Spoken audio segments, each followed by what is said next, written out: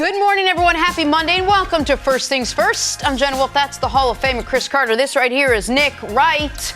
We have some big NFL headlines on this Monday morning, plus a sleepless Nick with some fantastic takes that you better strap in and get ready to hear some of these. Thank you, Jenna Wolfe. Baker and the Browns now control the AFC North. Oh. The Patriots left Buffalo undefeated after just barely beating the Bills. And just how good are the Cowboys after last night's game? Let's dive in and find out.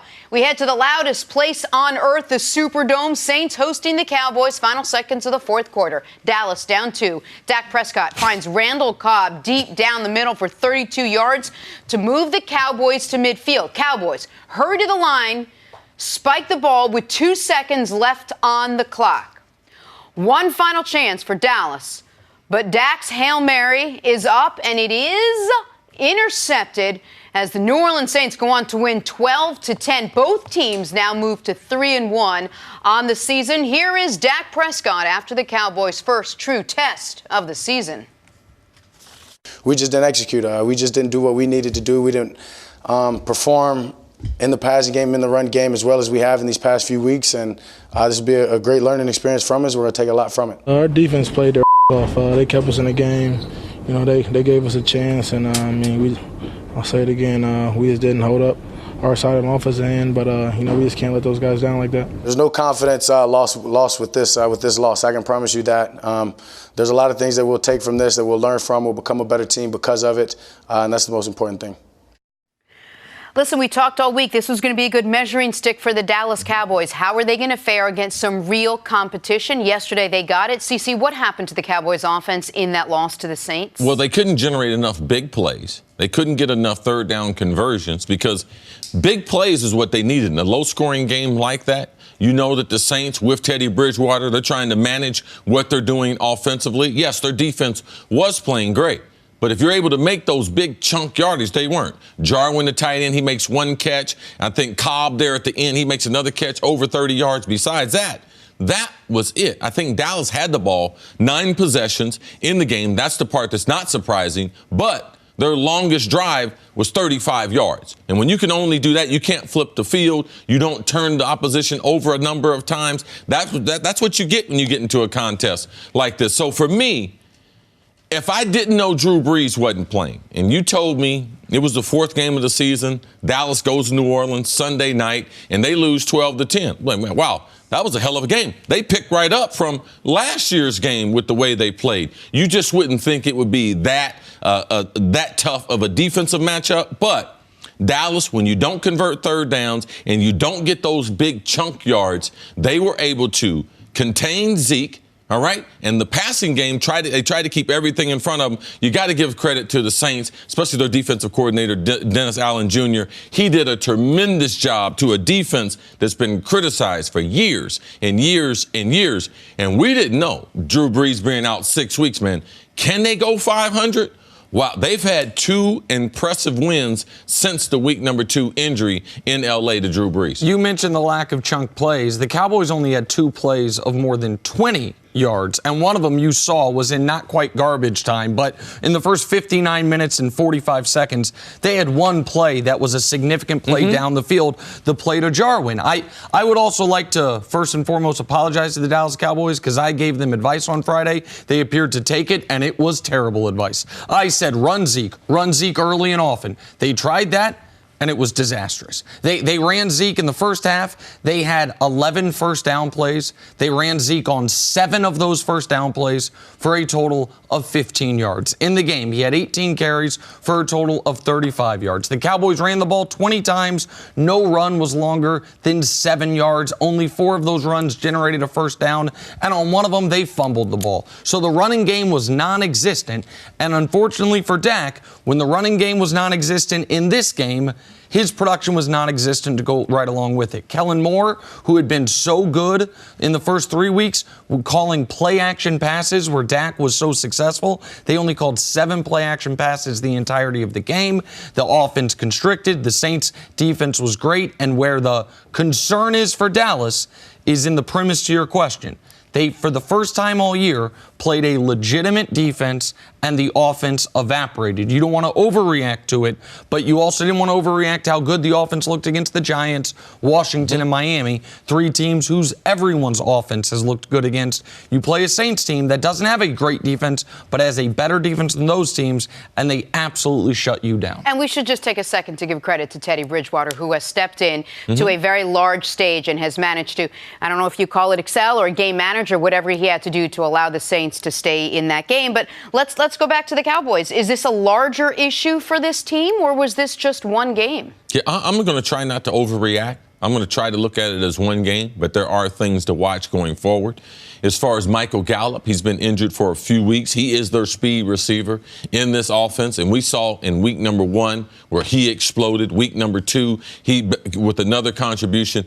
Is this offense different when he's out of it? Because last night, no explosive plays, not as much speed in the lineup. I think their defense will continue with the trend that it's on. So for me, first month of the season, you got 4 games. You got 2 in your division. You definitely should win. And we know the bye week against Miami. Being at 3-1, the Dallas Cowboys, there weren't a lot of people who were thinking about Dallas as a Super Bowl contender. You can't leave the first month of the season and still not think that the Dallas Cowboys losing in New Orleans on a Sunday night, that is not there were some bad losses yesterday. But this is not a bad loss. Now, you might say with Teddy Bridgewater, he has more experience than most of the backups that we have around the league. And Sean Payton and this organization, that's a good football team. All right? Absent of that one call, they should have gone to the Super Bowl. Absent of the miracle, they're in the NFC Championship 2 years ago. They're in Minneapolis. So we can't take away from New Orleans what they've done the last 2 weeks. So, I don't think this is a sign to come for Dallas. If their defense continues to play like that, I believe their big plays will be back in the past. And how many teams are going to be able to hold Zeke under 40 yards rushing next? And the Cowboys now, in Zeke's career, there's only been 9 games. He hasn't had at least 70 yards rushing. They are 1-8 in those 9 games. The one win was actually week 1 this year against the Eli Manning-led Giants when we knew Zeke was going to be on something of a pitch count.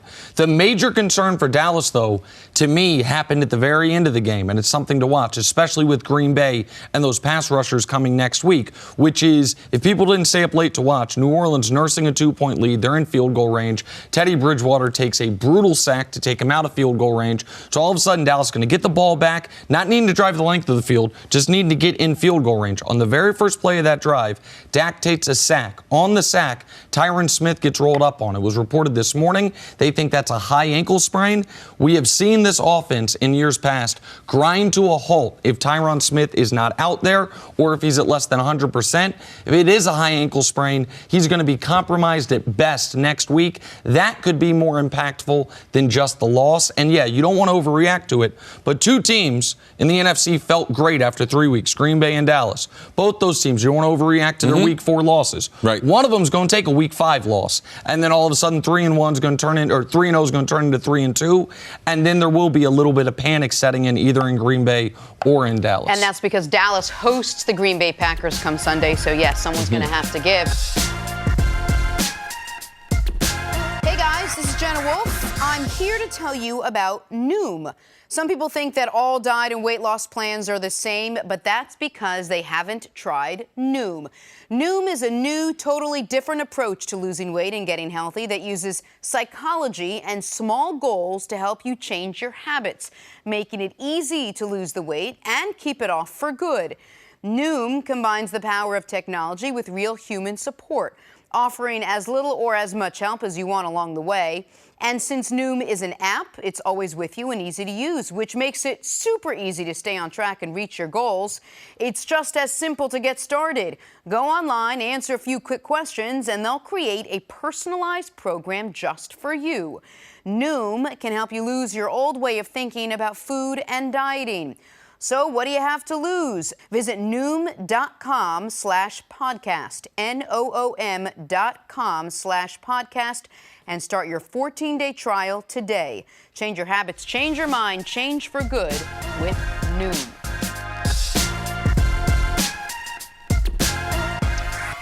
Browns were supposed to be tested yesterday by a tough Ravens team, but Nick Chubb didn't get that memo.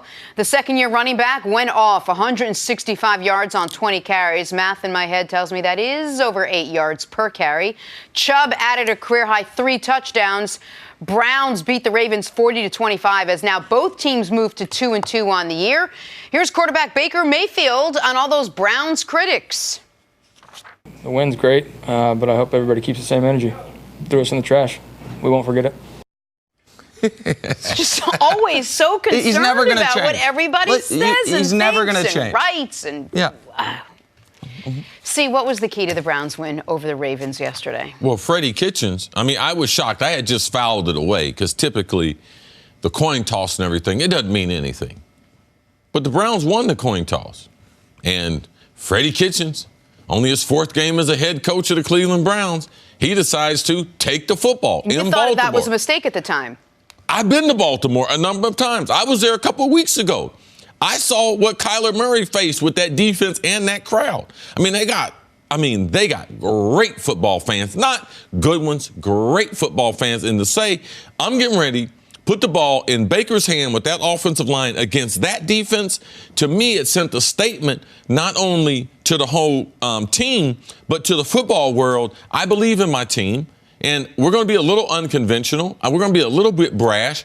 But to me, that was a phenomenal move. And you could see in the team, when they took the field, they were very aggressive. And just like when the Browns surprised us and named him the head coach last year, he went back to some of his old model. He dusted off that playbook from just a season ago. We're going to run the ball. We're going to be physical.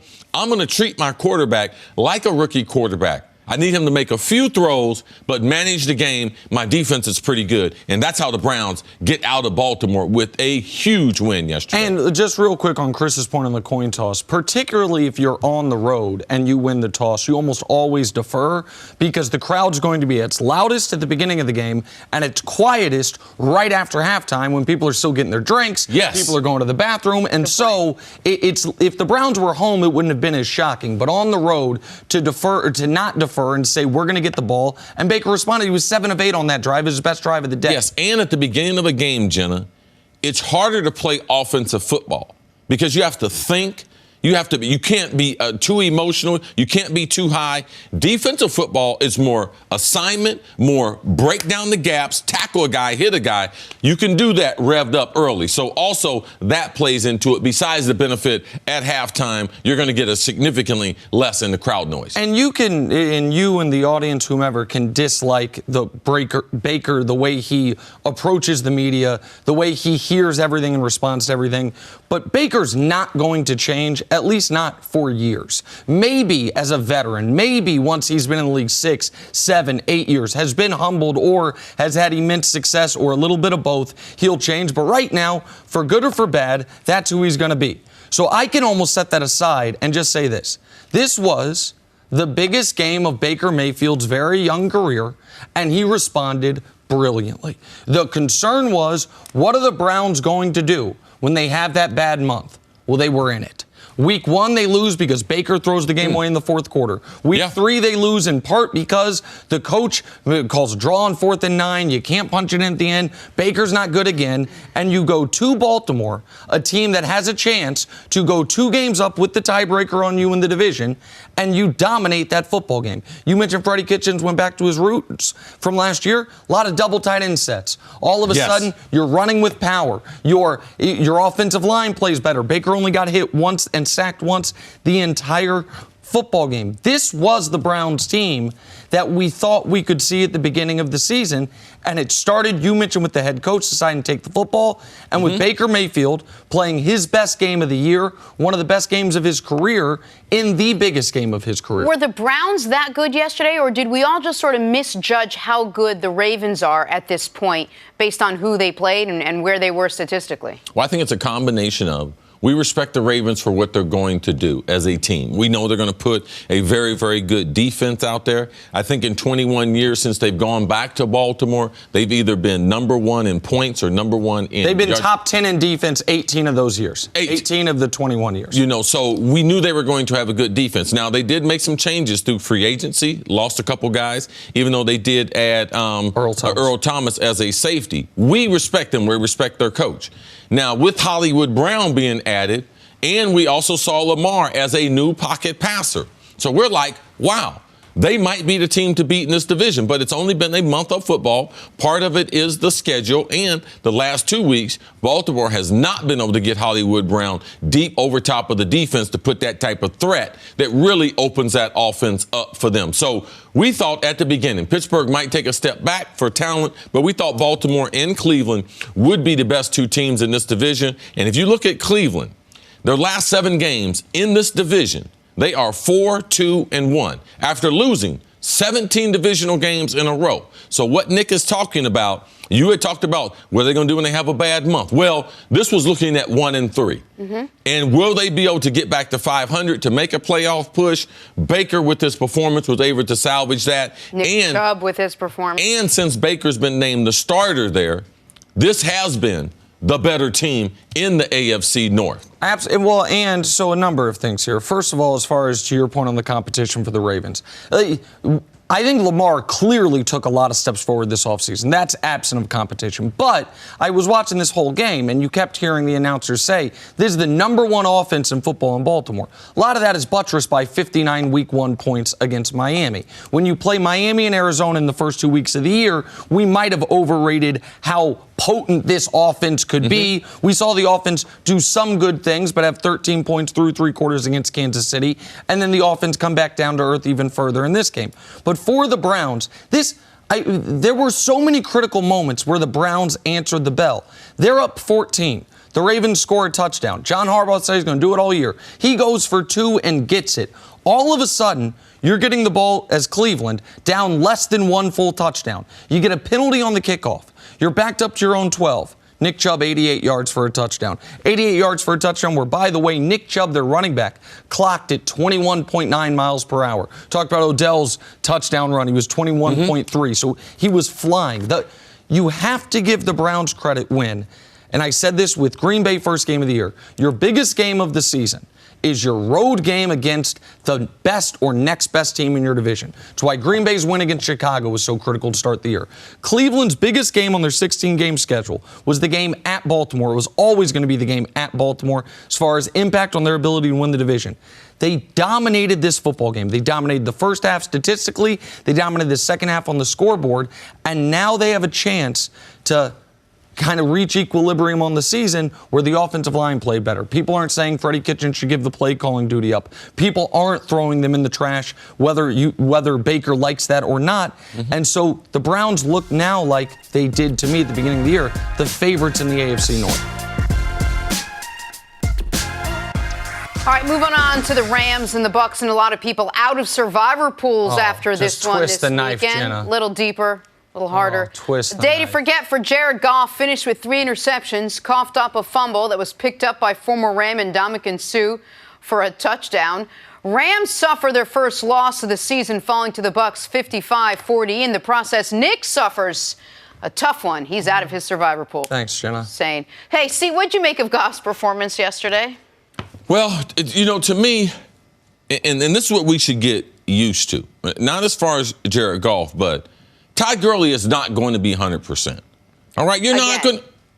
I don't think ever again. Oh. All right? I'd be totally shocked. Not unless he goes to Europe and does some regenerative tissues type something with his knee. No. When you have an arthritic knee and you're 25 years old, they put you on a pitch count in training camp where you're practicing every other day, that means there's a significant problem with that knee. And you could see in the game that this is a team without explosive Todd Gurley, but they're trying to run the same things. And when you don't have that influence of that run action, which leads to screens and to play action, Jared Goff, he's marginalized as a quarterback. Now, I know, man, people say, oh, McVay, he's a genius and everything. You can only do so much hocus and pocus.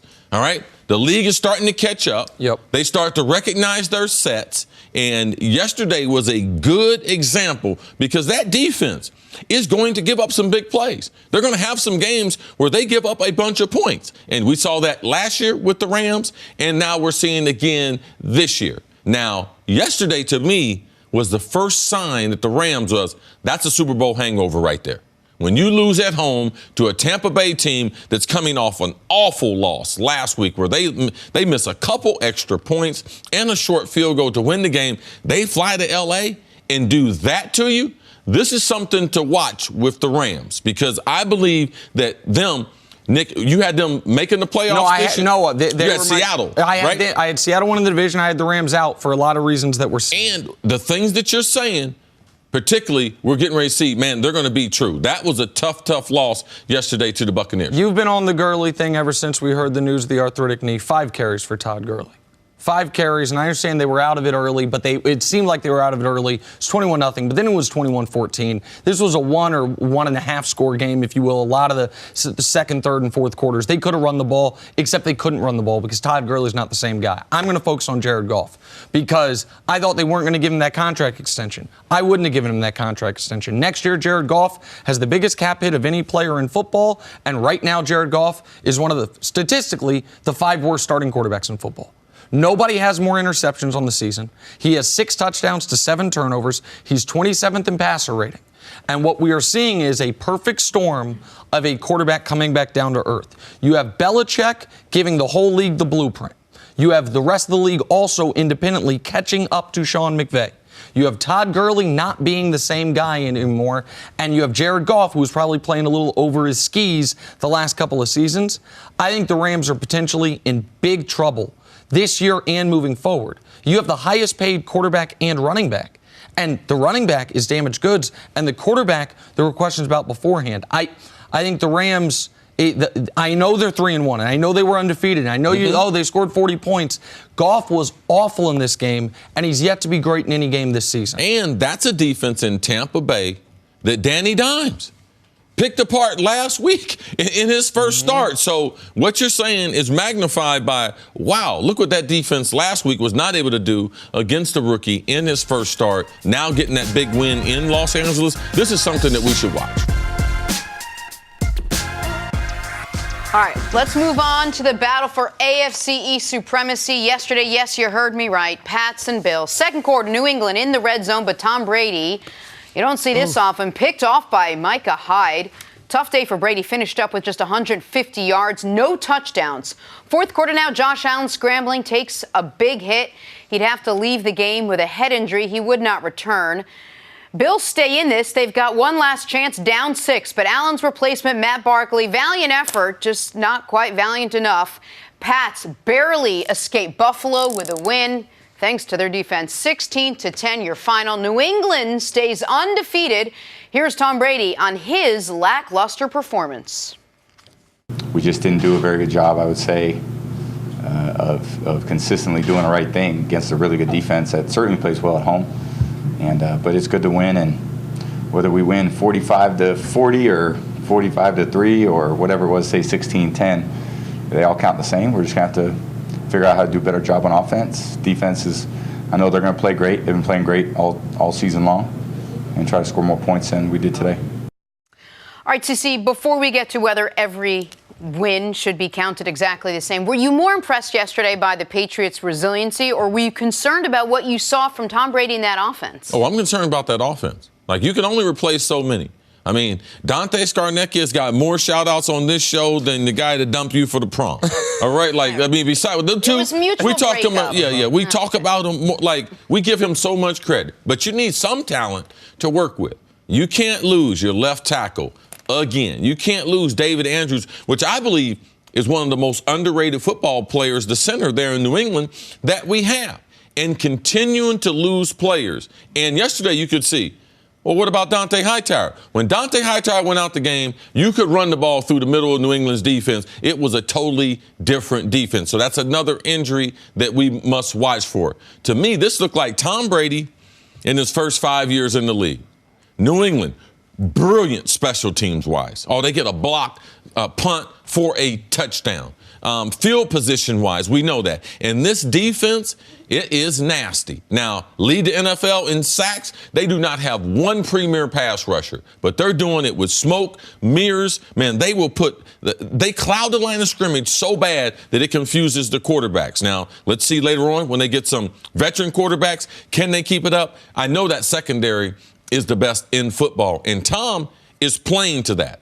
Later in the season, he's not going, because I had to ask myself yesterday, if they're playing against 30 other offenses, do they win that game? And I would say no, because that was off. Josh Allen, quarterback rating 24. Barkley, I didn't even know who the backup was, and it was like, oh, it's Barkley. Oh, here we go again. Quarterback rating 56. Which is terrible, but double Josh Allen's. I mean, that's part of the reason why they've dominated this division for 20 years. Because of their competition in the AFC East. But New England, they do have some serious problems. Yes. And that offensive line, you could see they was getting to Tom Brady, and Tom Brady looked all of, how old is he? 42. Oh, he looked 42 yesterday. And he was not in the business of taking any hits. He was chucking and ducking because the moment they blocked that punt, Brady celebrated during the middle of a regular season game in that block punt than I've ever seen because he knew it was over. He had driven them down for a touchdown. They block a punt. Now they're up 13-0 to miss extra point. He's like, 13-0? They need 5 field goals to beat us. Now, he knew the game was over. There's 2 buckets here. One is the Patriots defense. It's exceptional. They allowed their first touchdown they have allowed all year. And by the way, about a quarter second after the touchdown was scored, they forced a fumble. It was a Josh Allen dive over the line, fumble forced. So the defense continues. And they did it without Dante Hightower yesterday. Right. The defense continues to be great. But this is why Belichick and Brady fought to keep Antonio Brown. This is why the Patriots, while Pro Football Focus can say Tom Brady's been the best quarterback in the NFL, you need an offensive line to protect you. You need people who can catch the football. Josh Gordon wasn't super explosive. Philip Dorsett, who's been their second most productive receiver this year, looked a lot like Philip Dorsett's looked his entire career. Sony Michel continues to struggle to get on track, averaging 3 yards per carry this season.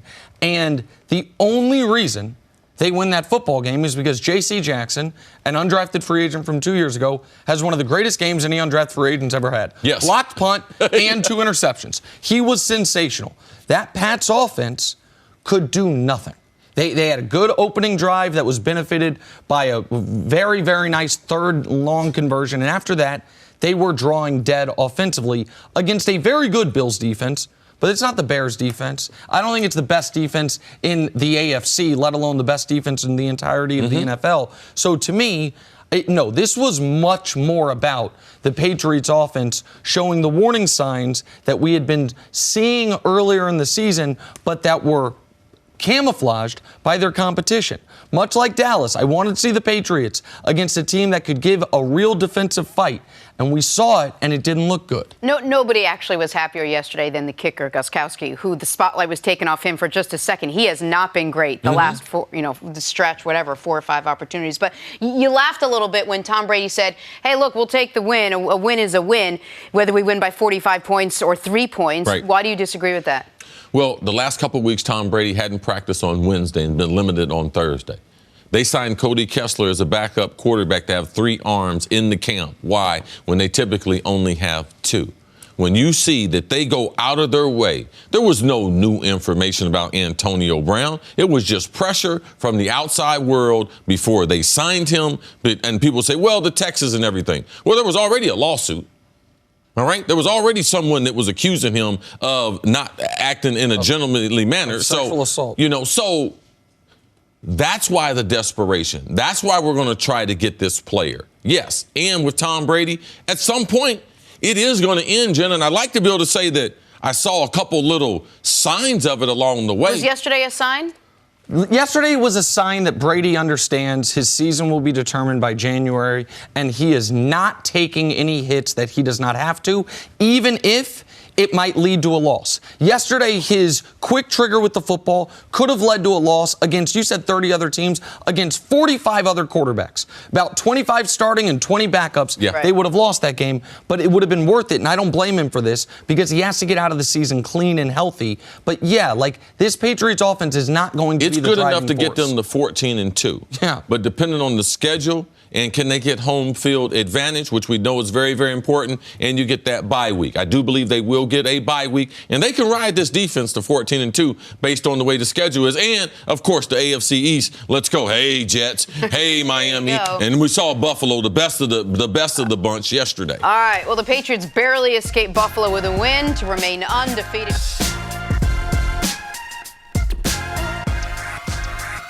Back here, First Things First, we're joined by Super Bowl champ Cris Canty. Canty, we got so much to talk about today. Yeah, we got a lot to get into week 4 of the NFL. Man, a lot's gone down in the first 4 weeks. Let's start with the Chiefs. Patrick Mahomes. Did Virginia win this weekend? How you gonna bring And that the up? Chiefs Come taking on the now. Lions they in didn't? Detroit. We got to get into this. Let's jump to the fourth quarter. Under 2 to play. Chiefs down by 3. 4th and 8. Mahomes scrambles 15 yards for the crucial first down. Later in the drive, Darrell Williams punches it in from the 1. His second score of the day. Chiefs take the 4-point lead. One last shot for the Lions, who played well yesterday, but Matthew Stafford's Hail Mary is... Oh, it's knocked down. Chiefs hold on to win 34-30 to remain undefeated. Canty, we start with you. How were the Chiefs able to rally for this win against Detroit? Well, it starts with the back-to-back goal-to-goal situations where the Chiefs defense was able to stand up and force turnovers. You had Chris Jones fumble recovery, and then you had the Brashad Breeland fumble recovery, which ended up being a touchdown. Everybody on the Detroit Lions offense was asleep at the wheel. Nobody decided to finish the play. There wasn't a whistle blown. Ends up putting 6 on the board. So that's where it starts for me. But when you look at yesterday's game, the Detroit Lions had an opportunity to win that game. They had an opportunity to take control of it because for the first half of that football game, the Lions defense played pretty well against that Kansas City Chiefs offense. I mean, when you saw some of the things that Matt Patricia was doing, some of the bracket coverages on Travis Kelce, Sammy Watkins, a lot of man coverages to eliminate those open window throws, they tried to make it tough on Pat Mahomes. So when you look at that defense, they did their job. The Detroit Lions offense didn't do their job, and that's where it starts. You got to be able to capitalize on those back-to-back possessions with goal to go to stem the tide, to put momentum in your favor and dictate the complexion of that second half. They didn't put the Chiefs away when they had an opportunity. Tremendous point as far as Detroit's defense. And Matt Patricia, defensive coordinator in Kansas City, in New England, playing against Kansas City last couple of years. You can believe he made a phone call. And that first half game plan looked a lot like the first half game plan New England has had against Kansas City in the 2 times that they were able to hold Patty Mahomes down. So that right there, that was very, very good. Detroit, I believe, is a better football team. That NFC North, I believe now might be the best division if Detroit is the worst team. Let's see what Minnesota is going to do. But tremendous playmaking by the defense. I don't mind if you have a bad defense. If you're going to have a historic offense, you got to be either get to the quarterback or you got to be able to make plays. Force turnovers, interceptions, and fumbles. And in this game, those turnovers, what were they able to save them? If you give Patty Mahomes just enough, just like Aaron Rodgers in his prime, if you give him just enough time on that clock, they are going to march down the field in those 2-minute situations and score, because you can't do enough things defensively if you give them that chance. But the Chiefs defense, you got to give them credit. They made just enough plays that the offense was able to, at the end, be able to steal this win. Because the offense, oddly, was the part that was holding the Chiefs back early in this game. You mentioned the Lions turnovers, and those were critical turnovers in the most critical spots. But the Chiefs themselves fumbled the ball 4 times and lost 3 of them. The Chiefs had 3 fumbles lost throughout this football game that stymied their own drives. And this, for me, Detroit deserves a lot of credit for playing as well as they did, holding that Chiefs offense. I know they scored 34 points, but one was a 100-yard touchdown return. You hold the Chiefs offense to 27. That's about as much as you can ask your defense to do. Held them to 20 for the first 59 and a half minutes until the touchdown at the end. But on the Chiefs side of things, good teams lose this football game. Great teams find a way to win it. The Kansas City Chiefs didn't play well. They turned the ball over a bunch of times. Pat Mahomes missed a bunch. You were right about the coverage. I totally agree. For the first time this season, the Chiefs, you could see they really missed Tyreek Hill. Demarcus Robinson didn't have a huge game. Sammy Watkins didn't have a huge game. They could have used Tyreek Hill, and Patrick Mahomes missed some early passes where guys were open. But you give them the ball back, 2.5 minutes left, down 3. Even when they get to a 4th and 8, Patrick Mahomes sees the right play to make, goes and runs and makes it. It is similar to last year against Baltimore in a game the Chiefs didn't play well and Patty didn't play great. 4th and 9. That one he threw it past Tyreek Hill. This one he ran himself. The most critical play after that in the drive, the one that put them inside the 5-yard line, he finds Byron Pringle for his 2nd career catch, one of 8 people to catch passes. In Kansas City right now, they're playing their opponent every week, and they're playing the Patriots record. Like there's two teams in the league that are 4-0, Kansas City and New England. And if you give away a game like this, if we do think the Pats are going to be 14-2, and we know how important in theory home field advantage could be, then all of a sudden you're playing from behind the 8 ball. So despite not playing a great game, despite Patrick Mahomes for only the 4th time in his career not throwing a touchdown pass, the Chiefs found a way to win against a previously undefeated team on the road in Detroit. Hey, Kenny, the same way the Patriots were able to expose the Rams a little bit last year, is there something to the fact that the Lions did the same with the Chiefs yesterday, sort of put out there a game plan of how to do it and how to get to the Chiefs? I mean, they did keep Patrick Mahomes from scoring a touchdown. Well, Jenny, it's a copycat league, and Pat Mahomes was working on a streak of 14 consecutive games where he had 2 touchdowns or more thrown. I mean, he's one shy of Peyton Manning's all-time record. At some point, Pat Mahomes is going to eclipse that record, but when you start talking about the Kansas City Chiefs offense, it's not a matter of if, it's just a matter of when. And so when you look at the 23-game sample size that we have as Pat Mahomes being the starting quarterback in that offense, you recognize you're not going to win a game against them 21-17.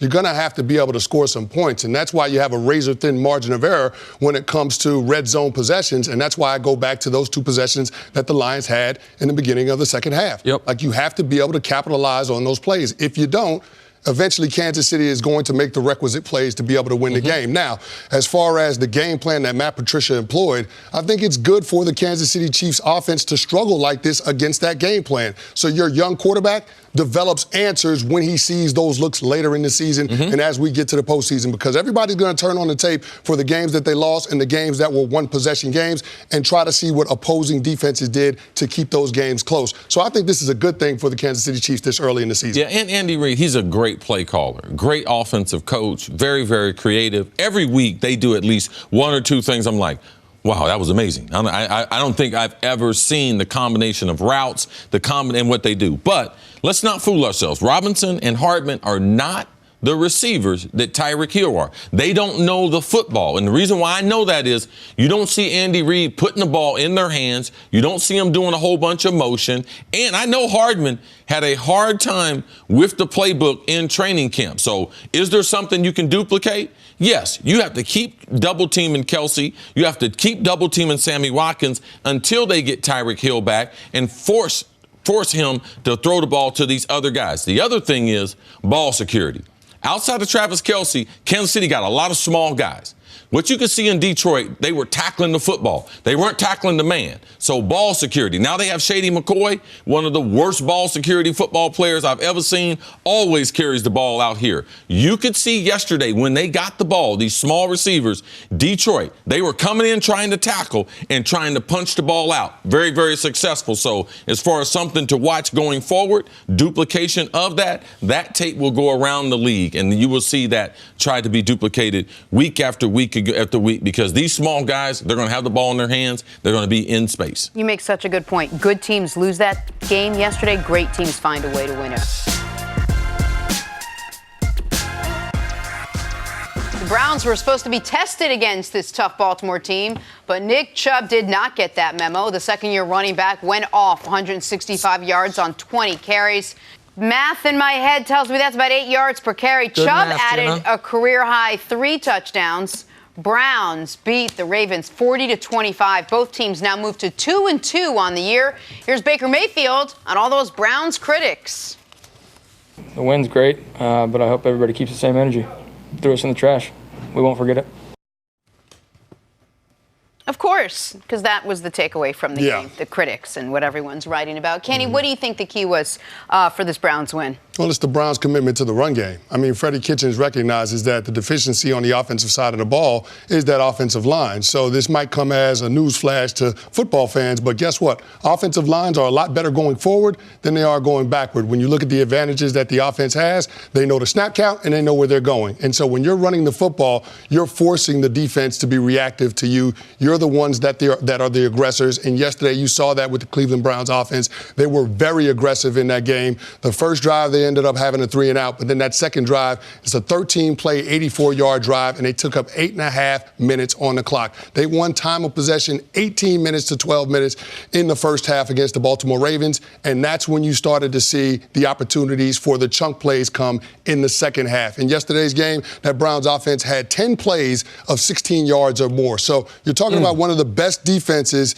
in the NFL year in and year out, and that Browns offense was able to find a way to work around having a shaky offensive line and have explosive plays. But I think it starts with their commitment to being able to run the football. I gave him advice on Friday. I didn't think he would listen because Baker's always saying the media's throwing him in the trash. We haven't thrown him in the trash, but I did tell him if they watch some football on Thursday night, do what Philadelphia did as far as going on the road, because I got a lot of respect for Lambeau Field. There's no place where I've lost more than in Lambeau Field. So there's a certain mentality that it takes to be able to win a game. Canty, you've played there in Baltimore. You know what type of defense they play and attitude. So the attitude that Cleveland had from losing last week and what transpired in this game, to me, was the most impressive thing. Yes, there were some X's and O's, but from the time they entered that stadium, Freddie Kitchens, which I thought was not the best thing, won the toss. They decide they're going to take the ball. Now, they didn't get points in that first drive, but it sends a message to my team, Canty.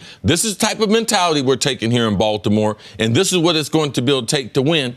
They went back to what he did last year when he was named the coach. We're going to go 2 tight ends. We're going to go formation where we can run the ball, and we're going to give our offensive line an opportunity. And that's why last year this offensive line finished, surprisingly, as a Pro Football Focus top 10 ranked offensive line. And we thought there were still question marks coming into this season, but yesterday was their bright moment of the season. They dominated the line of scrimmage, Nick. It's a fork-in-the-road moment for the team. You're playing the 2-1 Ravens, who have looked excellent all year. You've looked bad even in your win. With a loss, you go 2 games back in your division with them having the tiebreaker, and people are really throwing you in the trash. And the response was Freddie Kitchens went back to his roots, if you will. The offensive line played its best game of the year. Those two are undoubtedly correlated. Baker Mayfield, in the biggest spot of his very young career, had the best game he's had all season. And I want to talk about Baker for a second, because I understand his personality is going to continue to rub some people the wrong way. And even after a win, continuing to lash out at the haters, if you will. I think that we have such a stereotype. We have such a cookie cutter for our quarterbacks that anyone that's any different than mainstream, they're going to have a hard time as far as being accepted as an NFL starting quarterback. And for Baker, you are not a 6-foot-tall walk-on quarterback that then becomes a Heisman Trophy winning #1 overall pick if you don't have a bit of bleep you factor, and where you are creating either fake doubters or real doubters and lashing out at them. There's an element of Allen Iverson to Baker Mayfield, which is part of what got you there is what is going to turn some people off to you forever. And it's why I think if we're going to watch the Browns, whether you like it or not, and I'm not begrudging anyone for not liking it, you've got to get used to it. Because it's not inauthentic. It's not fake. This is who he is. And I would argue it is part of the reason he's been so successful, because there's a lot of reasons Baker Mayfield shouldn't be where he is. His mentality is one of the biggest reasons he is where he is. I don't have an issue with Baker Mayfield's mentality. What I do have an issue with is when he addresses the media, some of the things that he comments on, it seems like he's focusing on the outside noise that they spend a lot of time saying, you know what, that's not a distraction in terms of us handling our business. My thing with the quarterback is, He's responsible for setting the agenda for the team. The quarterback is an extension of ownership in the front office. So that's a big responsibility on those shoulders for Baker Mayfield. And he's got to understand the platform that he has, not just with the media and the fans, but with his guys in the locker room. Because when he's talking to the media, he's also sending a message to the guys in the locker room. So that's the biggest thing for me with the Browns, because this has been a team through the first 3 weeks of the season that hasn't executed at a real high level. But I agreed. But you can say that that's the wrong message to be sending to the locker room, but it's going to be the consistent message. He is going to be different than these other quarterbacks. You said that, Cris, when he was drafted. And through 3 weeks, they weren't consistent. Through their 4th week, in their biggest game of the year, they played great in a way that all of a sudden, after an awful month, they're in first place in their division. Here's the thing, Nick. I don't need my quarterback to be somebody that's the one that's making the waves. I need my quarterback to be a stabilizing force in my locker room. And I don't need my team to be up and down. That's the thing that concerns me with Baker Mayfield. But listen, yesterday, the team went out there and executed. We talked about the Cleveland Browns last week being the most penalized team in the league, averaging 15 called penalties a game. Yesterday, only 6 penalties for 41 yards. So a part of being able to win games in the NFL is making sure that you don't do the things that cost you games. And so the offense did that. They handled their business. Got to give some love to Steve Wilkes in that defense. They kept them in the game. I mean, forcing Lamar Jackson to hold the ball a lot longer than he wanted to. Some coverage sacks, the 4 turnovers in the second half, including the turnover on downs. And to me, the big one, the Mark Ingram fumble, which turned the tide and ended up giving them a double-digit lead. But to me, this Cleveland Browns team, they put it together all 3 phases for the first time this season in yesterday's game. Yeah, I think that Baker, like most people, because Baker's really smart. I think that as you stay in this business longer, I've been covering this league a long time, and I think I'm better today than I ever have been covering it. And it's not because I said I wasn't going to change. It was because I was committed to change it. And most of my personality is exactly the same, but as you get more information, you get an opportunity to change. I expect Baker Mayfield to change because regardless of what we expect from our quarterback, all of them have the same assignments as far as you have to be the spokesperson for the team. You have to do certain things. Now, we don't care how you go about doing it based on the different personalities, but realize there's another agenda, and you can't fight the media 16 weeks. It's not a battle you will ever win. So when you come into the locker room, when you come into the media afterwards, you need to start talking about what about that offensive line? Because they weren't blocking media members this week. They were blocking the Ravens, and they did a hell of a job. Yep. And sometimes I need my quarterback to tell people about my offensive line because no one else is going to be talking about them. So as he gets older, I can guarantee you, when he was at Texas Tech, he was a little bit different. Once he went to Oklahoma, after he won the Heisman Trophy, he was a little bit different. And I'm not knocking what he did. I'm just saying, as a leader, we need you to be on your messaging point every time you come to that podium, and you can't chase ghosts as far as the media. It's exhausting, and you just can't keep making stuff up. That offensive line did a great job, and that should have been one of his talking points as far as, man, what a tremendous job the offensive line gave to, so I can do my job. I like that he's brash, and I like that he's got a personality, and I like that he's going to lead in his own way. My issue was, if you're going to be angry after a loss, fine. Don't be angry after a win. Don't come out after a win and be like, see, we won. And I guess my point is, and I'll leave it at this, is when Kenny says, I want my quarterback to be this way, and you're saying don't be this way, then you're not going to want your quarterback to be Baker, and you're not going to like him after a win. Because maybe he will evolve after years. But this is, for the time being, the only way he knows how to be, and the idea that he's going to, it's the only way he's ever been. It's the only way he's ever been. You don't say if someone's done something. We talked about this with Vontaze Burfict. It's the only way he ever was. So, well, this is him. Did he this change? Is who he is. He hasn't changed. But he's one of 1,600. The other 1,600 have changed. Yeah, I understand. But he's not in a good place right now. Okay, well, I don't think when Baker Mayfield is taunting the University of Kansas, and when he's the Heisman Trophy winner, and they're the worst team in Division I, that is who he's always been. Maybe one day he will have an epiphany. That day ain't coming week 5 agaast the Niners, win or lose. But just because he's that way doesn't mean it's okay. I guarantee when Baker gets older, he's going to look back and be like, you know something? That wasn't necessary. Yeah. That's exactly what's going to happen.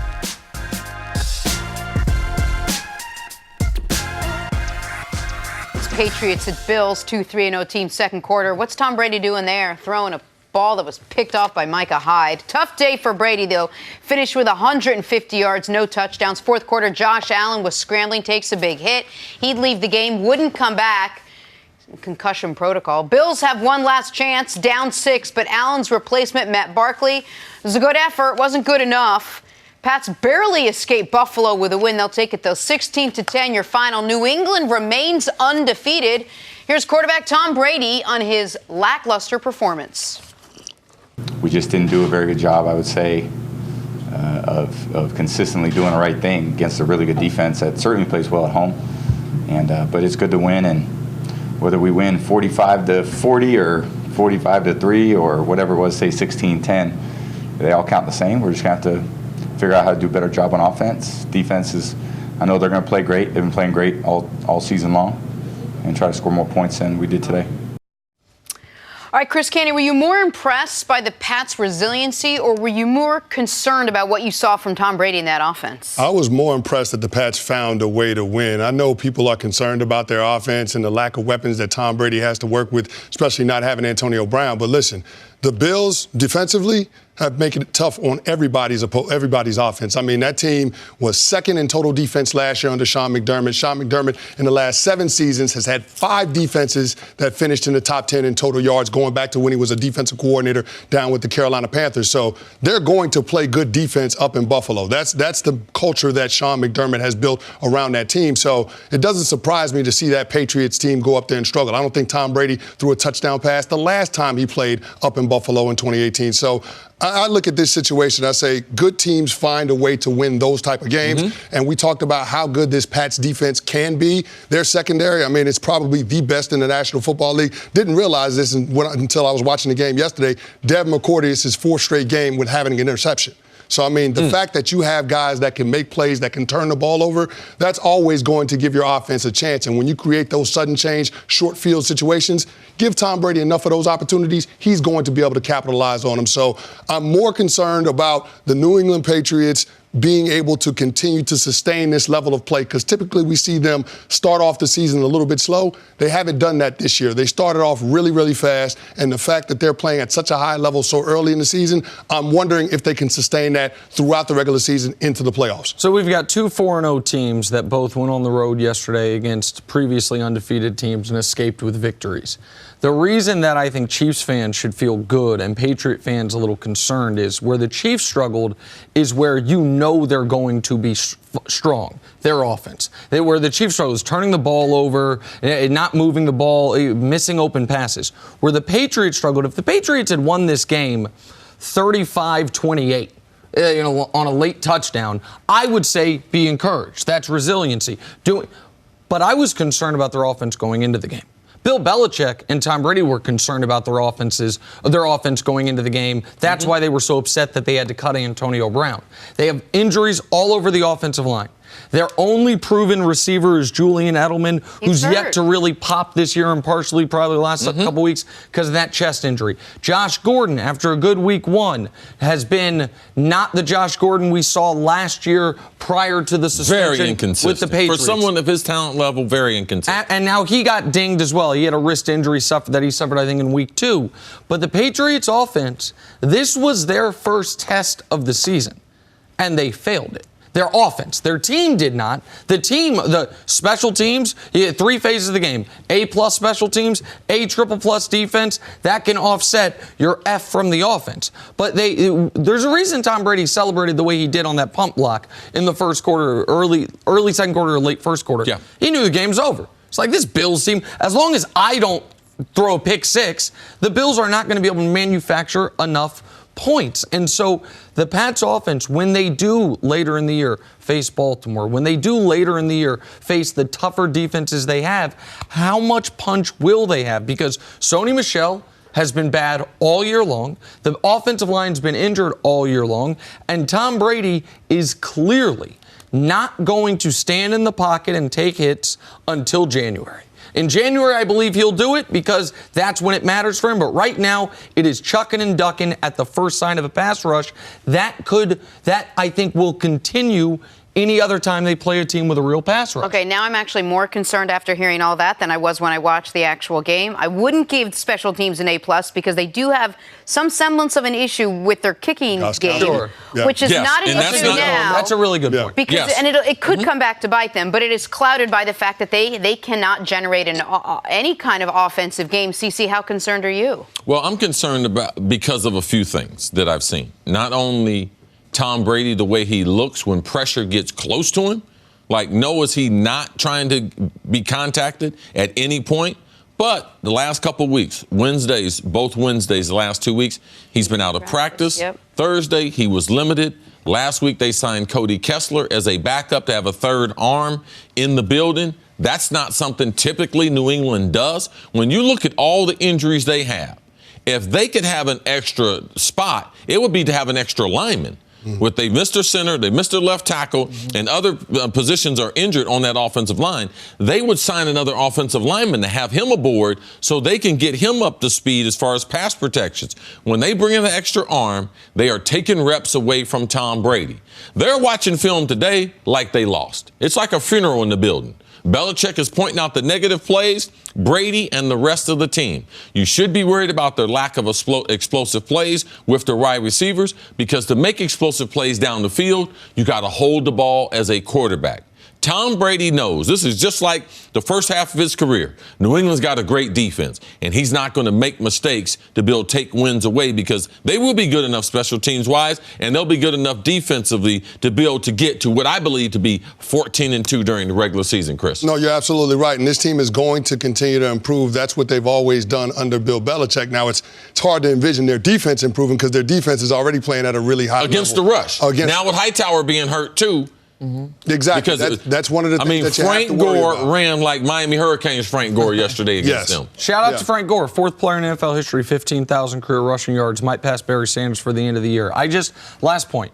There's a month of football where the Patriots play Cleveland, Baltimore, Philly, and Dallas in succession with a bye week in the middle. 4 teams with legitimate pass rushes. I want to see how the offense looks in that month of football, because they had 3 weeks off to start the year. They're about to have 3 weeks off again with Washington, the Giants, and the Jets. So we won't get to see them challenged until the midpoint of the season. I want to see how the offense looks in that setting. No, you're right. I think that's a fair concern. But the one thing I will say is this. Had Le'Veon Bell on my radio show a couple of weeks ago as they were getting ready for the New England Patriots for that Week 3 matchup. And one of the things that he said that stood out to me is he said the Patriots force you to execute on every single play in every phase of the game. And so from me, when you know Bill Belichick is going to have a fundamentally sound team that's well coached, they are going to take advantage of all of the miscues that the opposing teams make. And if they can limit the mistakes that they make, they're always going to put themselves in a situation to make it a fourth quarter game. And if it's a fourth quarter game, what quarterback would you want over Tom Brady?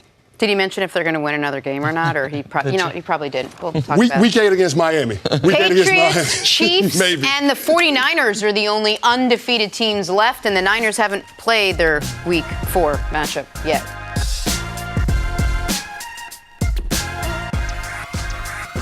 All right. Back to Patrick Mahomes and the Chiefs taking on the Lions in Detroit. Let's jump ahead to the fourth quarter. Under 2 minutes to play. Chiefs down by 3. It's a 4th and 8. Mahomes scrambles 15 yards for the crucial first down. Later in the drive, Darrell Williams punches it in from the 1, his second score of the day. Chiefs take the 4-point lead. One last shot for Detroit. And, man, the Lions hung toe-to-toe with the Chiefs all day. Matthew Stafford, the Hail Mary. It's up, it's down, it's knocked away. Chiefs hold on to win 34-30. They remain undefeated.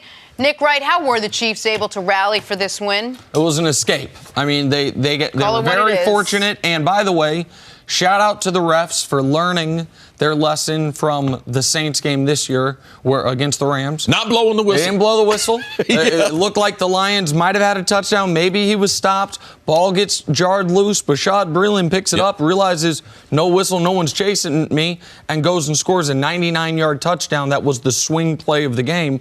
But despite that, Stafford drove him down the field, takes the lead with 2.5 minutes left, and then Patrick Mahomes did Patrick Mahomes things. And this is the level we're now at with Patrick Mahomes. He has 315 yards passing, 50 yards rushing.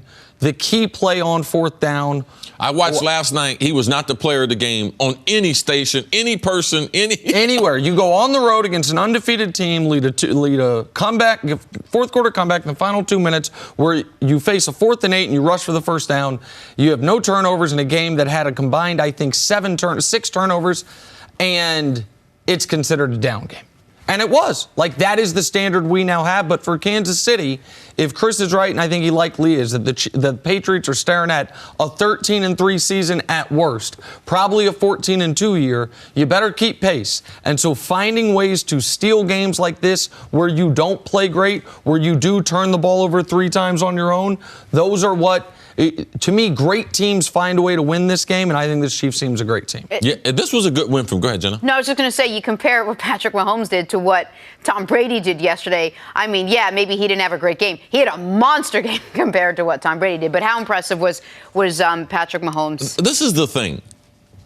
Every time you watch Patty Mahomes, you need to realize I'm watching the best player in the league. So he's going to do a handful of things every week. You're like, wow, there's no one else going to be able to do that. The fourth down, he recognizes the coverage. They played the coverage they hadn't played much of. It's called two-man, where they man underneath the routes, all right, and the cornerbacks try to play underneath all the short routes. And the safeties play really wide. The middle of the field is wide open.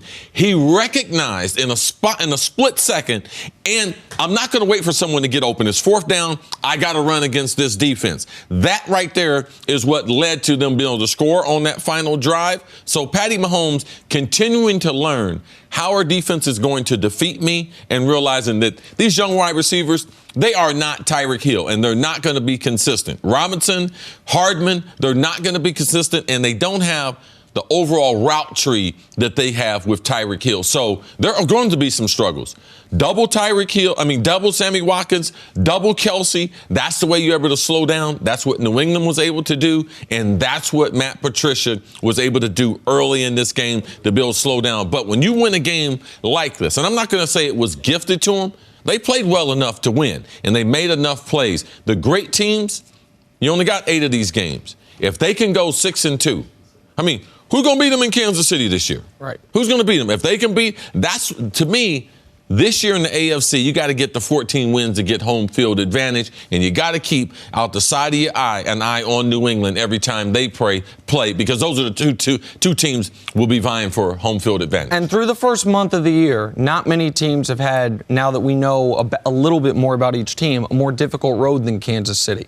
They've played in Jacksonville. Jacksonville's 2-1 when they're not playing the Chiefs. They've played in Oakland. Oakland's 2-1 when they're not playing the Chiefs. They've played Baltimore. Baltimore's 2-1 when they're not playing the Chiefs. They've played in Detroit. Detroit's 2-0-1 when they're not playing the Chiefs. So they have 3 of their 8 road games gone. They have beaten teams, all of whom have a winning record independent of the Chiefs game, and they're one of only 2 4-0 teams left in the league. And Jenna, you asked me earlier about, is there a blueprint from what they were doing that Kansas City might see later? I do believe. Because people try to duplicate what New England does. They will do the combination coverages. But I think the one thing they'll take from what Matt Patricia and his defense was able to do was ball security. Kansas City has a lot of small receivers, and they do not secure the football. You could see. Now they've added Shady McCoy. He has awful ball security. He's always got the ball away. So watch as this goes on. The 12 games in the regular season, who tries to duplicate what they were able to do as far as punching that ball out, creating turnovers, putting your offense on the short field so you can get points against that defense.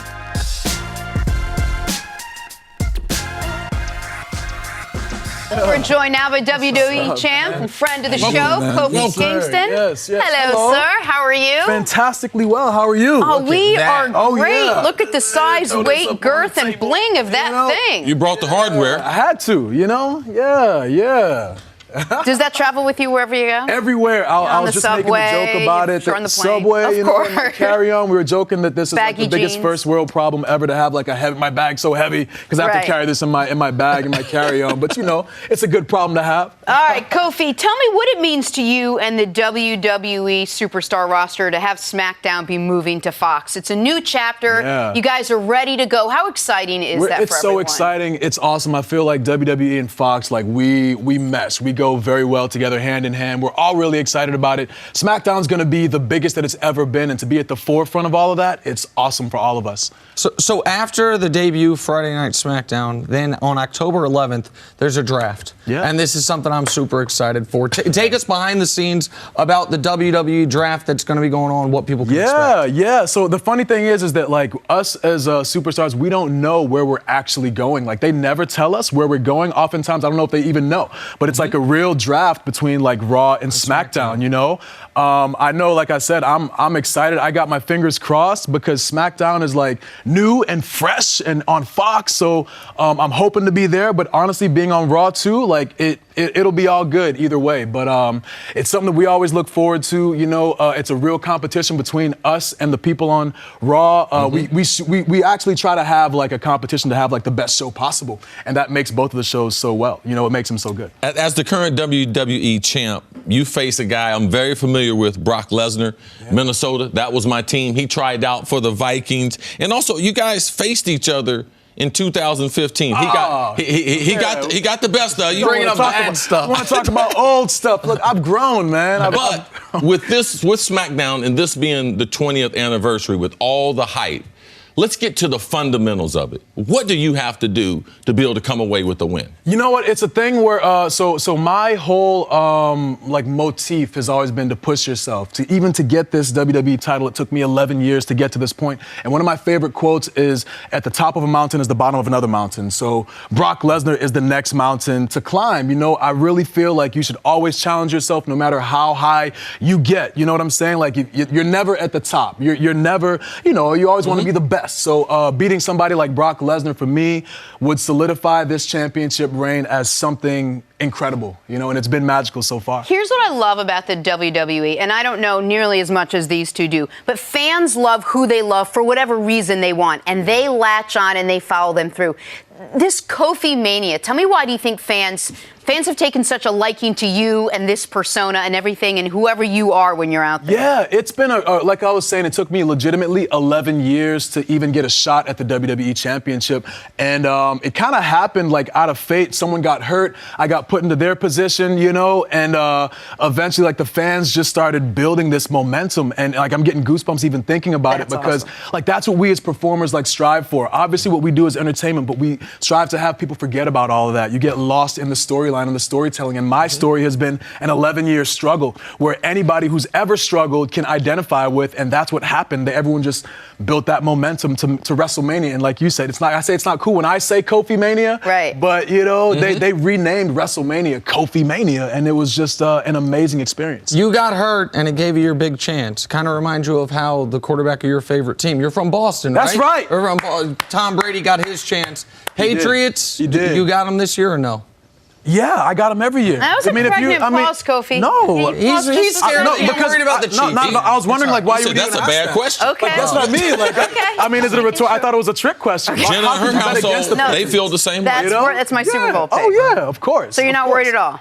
Never. I'm never worried with Tom Brady behind the helm. Nah, not really. Not really. Even last year, you know, in the playoffs against the Chiefs, everybody thought, you know. Now you're bringing up old stuff. I'm just saying. I'm just saying, you know. Last year, everybody was worried. I'm like, no, we got touchdown Tom Brady at the captain. He's the captain of the ship, you know. So come on, man. Kofi, we're so excited. Yeah. Thank you so much for hanging out with us. We'll be watching Friday night on Fox. Much appreciated, and all the best to you. Thank you so much. Don't leave that here. Yes.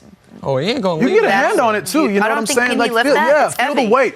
It's got, feel the right? girth. It's got some weight. Feel the girth. Oh, that's WWE. Thank you for listening to the First Things First podcast. Remember, leave us a review and tell us what you think. Subscribe to the podcast on Apple Podcasts and catch us on FS1 Monday through Friday, 6:30 a.m. Eastern. For Cris Carter and Nick Wright, I'm Jenna Wolfe. So long, everybody.